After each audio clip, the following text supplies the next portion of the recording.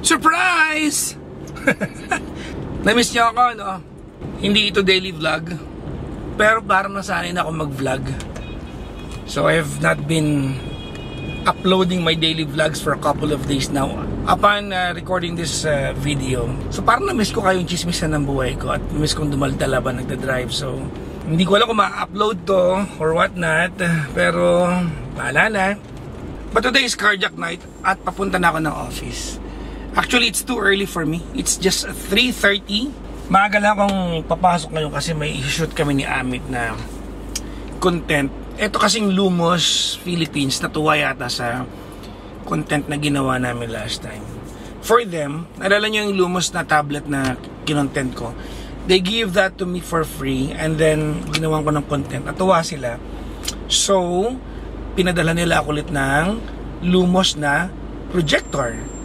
Pinadala nila ako ng Lumos na projector at i-content namin ulit. So, yan yung i-shoot namin ngayon. Na-shoot na yata ni Amit yung first part nito. Yung mga, di ba pag may mga product review, may mga tight shot na mga kasama sa shoot. Na-shoot na ni Amit yun. So, shoot namin ngayon yung part ko naman. Kasi kagabi, pag uwi ko, pagod na ako last night eh. I was so tired yesterday. I had a long day yesterday. Well, apparently, hindi long day ng sobra. Hindi sobrang haba. But I think I'm just exhausted with the number of things that I did yesterday. Ano nga ba ginawa ko kahapon? Maaga. Oo nga pala. Maaga nga pala ako kahapon kasi 7 ng umaga pa lang Kasi 7 ng umaga, before 8 o'clock na umaga kahapon, gising na ako. Dahil nag-taping pala ako sa kada umaga. Sa Net 25, which is dun sa papuntang Commonwealth yung studio. So I had a very long day yesterday. Anyways. Hello? Oh. Hello? Hello? Hello? Narinig mo na ako? Oo, bago kasi yung head unit ko kaya hindi nagko-connect eh. Nag-drive ako. Pagkita, kasi ako. Kakasaksa ko lang ngayon. Nagpabunot kami ng ipin ni Papa kanina. Kay Doc Ninya? Oo. Kamusta? Okay naman, naka 50% discount ako. Aga ko nga nagising eh. Kagabi nakatulog na rin agad ako kasi di ba maaga naman ako nakakatulog mga 11. Tulog na ako. Andito ako ngayon sa may Osmeña Highway at mahigit kalahating oras na ako dito. Traffic. Namiss ko to, no, yung nagrereklamo ako about traffic sa inyo sa vlog. Namiss nyo ba? Ang traffic, hindi gumagalaw halos. Usad pagong pag nga nakasabay ko ngayon langgam, mas mauna yung langgam sa akin makarating sa pupuntahan ko kung alam niya yung pupuntahan ko. Usang gala ang traffic. Ang lala ng traffic dito. Sobra. Yung pakaliwa dyan, yan yung puno eh. Itong paakyat ng tulay, which is dito tayo dadaan, hindi naman puno. So baka may ginagawa somewhere there. Baka may construction and whatnot. Pero dito hindi naman. Alam nyo pag may construction tapos traffic, natutuwa ako eh kasi ibig sabihin magtitihis tayo ng kaunti. Tapos because of the infrastructure na ginagawa, luluwag yung buhay nating lahat. Okay ako doon. And we should all be okay kasi kasama yun eh. Ayun yung part ng sakripisyo natin. Ang pangit ay yung wala namang construction na ginagawa, walang improvement na ginagawa, walang kahit anong tinatayo, pero traffic. Kasi meron lang walang disiplinang mga tao sa unahan ng traffic flow.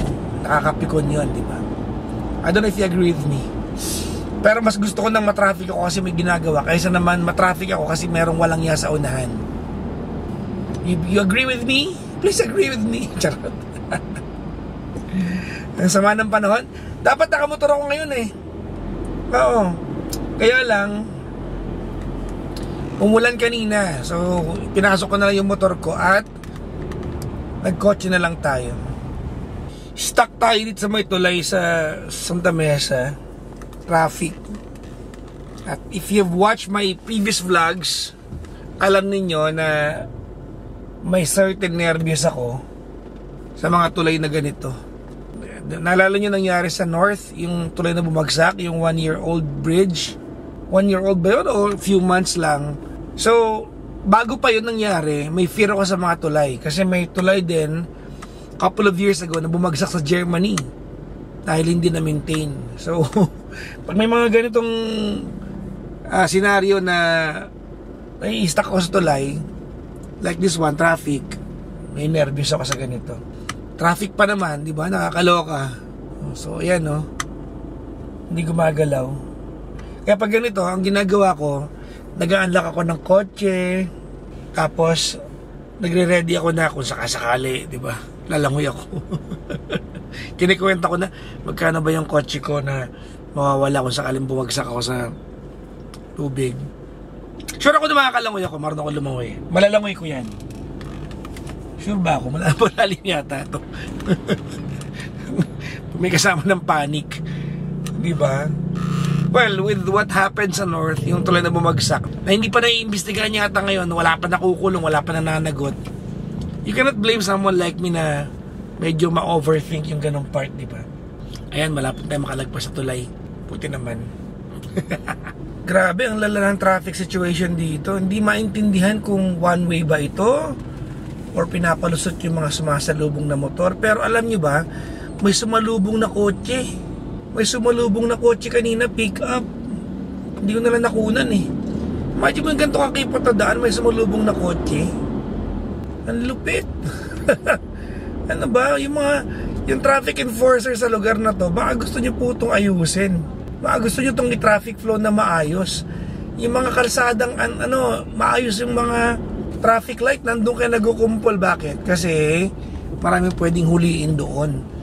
Ano ba yung mga traffic enforcer na iba? Nanghuhuli ba o nag-i-enforce ng traffic? Ito, mag-enforce kayo dito. Ang lala nito. Taperanggot lang to.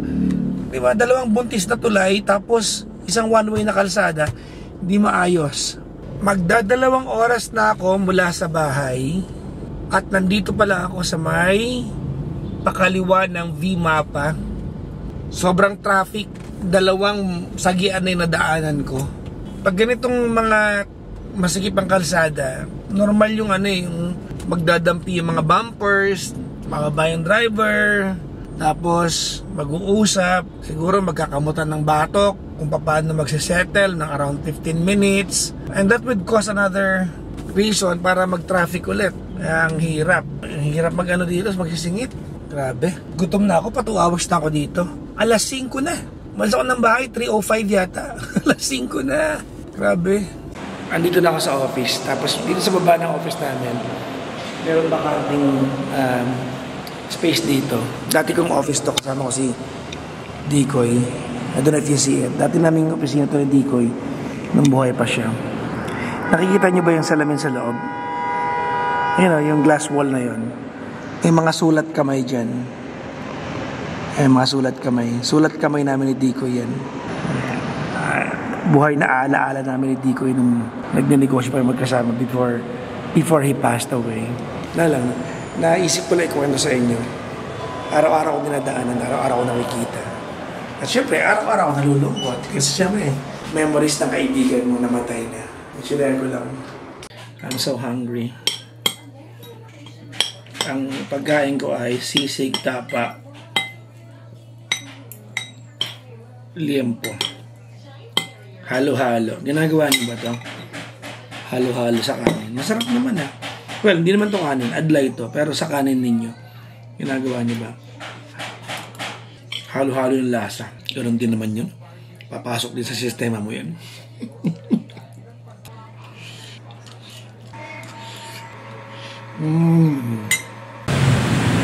So, 1 hour na after natin kumain. Pag-gym na tayo.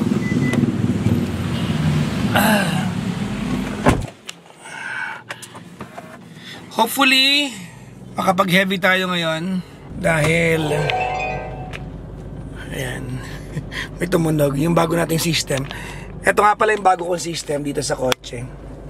Pakita ko sa inyo. Ayan. Pero iba-vlog ko ito na mas maayos So binigyan nila ako yung Raid Store Philippines nito. Kahit madilim, nakikita ko yung likod ko. Yan yung likod ko. I don't know if you see it.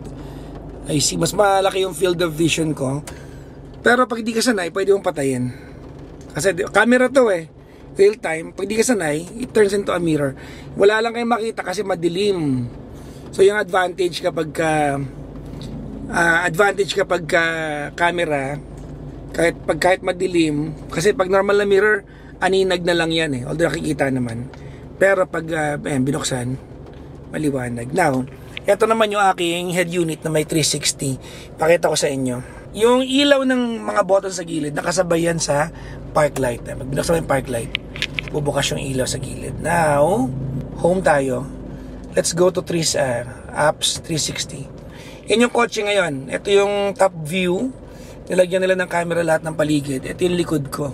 Ayan. Pero pag gusto kong makita lahat, ayan, wala merong kotse sa gilid ko. Yan, kakarating lang. Wala kikita nyo. Nakikita nyo ba? Ayan siya pwede namang yung gulong sa harapan na nakikita.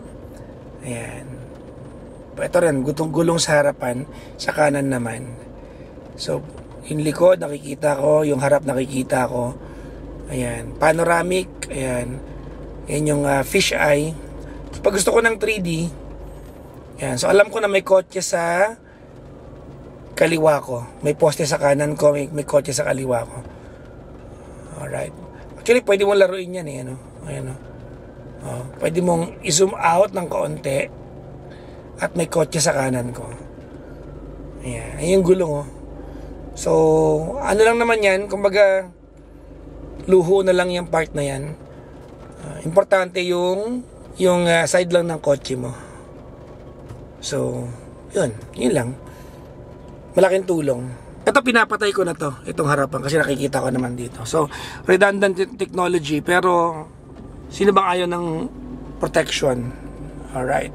So, kung makikita ninyo, madilim kasi. Parang walang na bago. Hindi parang pinilit, Very seamless yung pagkakakabit, Raid Store Philippines. So nakakwento ako yung mga office mates natin, sila Kuya Chico, yung guards namin. Apparently, I was not the only person na traffic today.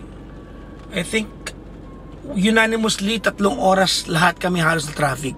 Yung biyahe nila na common, nadagdagan ng 2.5 to 3 hours today. Nakakaumay lang.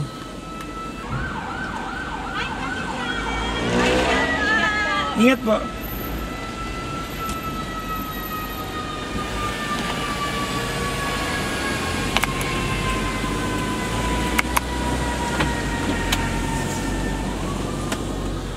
Ginagawa ko lagi yon kapag sisingit ako sa traffic, ay roll down my windows at kumakaway ako. Feeling ko mas respectful yon, tsaka mas may courtesy kaysa yung binabraso mo silang singitan. Pag ako yung driver na nasa gitna ng pila ng mga sakyan, tapos may sisingit, tapos binabraso lang niyang husuan yung pila, nakakainis din. Pero pag kumaway, tapos di ko pinasingit, ako na yung coops noon. So, it works every time, being courteous. Nakita ko yung kotse ng 2 tropa natin. Nandito na sila. So, malamang sabay-sabay kayo mag-gym ngayon. Pangit ng panahon. Pangit pa nalagyan ng traffic. Friday ngayon, usually, pag Friday, halos walang tao dito sa gym. Kukunti ang tao. Pero apparently, sa nakikita ko ngayon, maraming tao.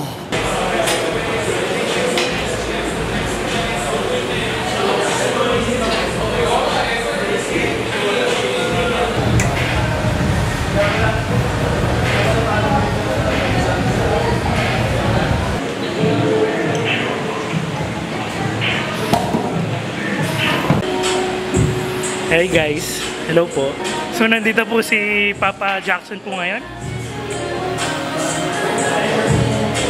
Bicep. Mabigat po yan. Nasa 30 kgs po yung bicep curl niya. Sarap!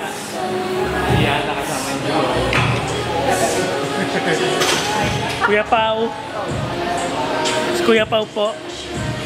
Si Sir Mike po. Sa gym po. Kasi ito po yung masarap. Kuya Kevs po. So ito po si Debs. Sobrang dami yung pinasabay. Right. Tapos ito po si Iya. Ay, sa vlog ni Papa Jackson.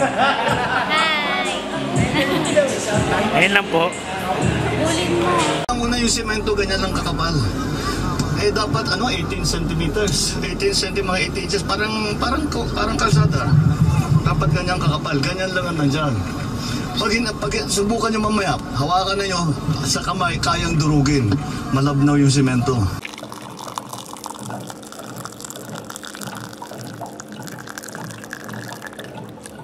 Ito ay flower tea. Nasa bahay na tayo ngayon. Magtsatsa lang ako para makatulog. Pagod ako today. I'm so exhausted. Pero wala mong ganong ginawa. Yung gym naman, normal naman. Well, thank you for watching today's vlog. Maraming salamat sa panonood ng vlog ko maghapon to. Very random, pero nagustuhan nyo naman, di ba? Kasi nag-vlog ako ng 100 araw. Pinanood nyo naman eh. So, as random as it was, it's the same thing. Although wala nalang bilang ngayon. Yun lang. Maraming salamat sa panonood. You guys are awesome. Thank you very much for watching my vlog. Subscribe kayo ha. Huwag lang nood-nood. Subscribe din. Bye-bye everyone.